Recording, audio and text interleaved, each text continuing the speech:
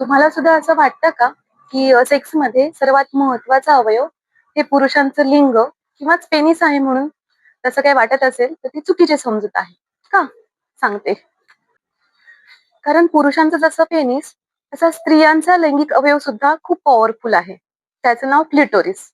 आता होतं काय, तर पेनिस आपल्याला सहजासहजी बाहेर दिसतं, म्हणून त्याच्याबद्दल आपल्याला माहिती आहे. क्लिटोरिसचा पुष्कळसा भाग हा आतमध्ये लपलेला असतो, म्हणून त्याबद्दल फारसं माहिती नाही. परंतु पेनिस आणि क्लिटोरिस यांच्यामध्ये खूप जास्त समानता आहे. पेनिस आणि क्लिटोरिसची रचना, त्याचे वेगवेगळे भाग, त्यांची संवेदनशीलता, त्यांचा nerve supply same to same असतो. एवढंच नाही तर सेक्सच्या वेळेस रक्तप्रवाह वाढून जसं पेनिसचं इरेक्शन होतं, तसंच क्लिटोरिसचं सुद्धा होतं. पाहिलं?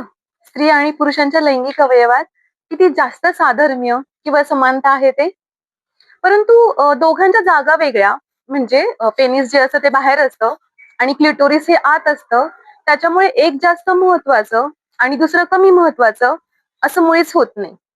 कारण दोघांची सुद्धा आनंद देण्याची क्षमता सेम टू सेम आहे. दोघं सुद्धा स्त्री पुरुषांना पॉवरफुल ऑर्गॅझम देतात. आता तुम्ही म्हणाल पेनिस बद्दल तर आम्हाला माहिती आहे, पण क्लिटोरिस बद्दल माहिती नाही. सांगते पुढच्या व्हिडिओमध्ये. त्यासाठी सुपर स्टेशनला फॉलो करा. व्हिडिओ आवडला तर लाईक, कॉमेंट, शेअर करा.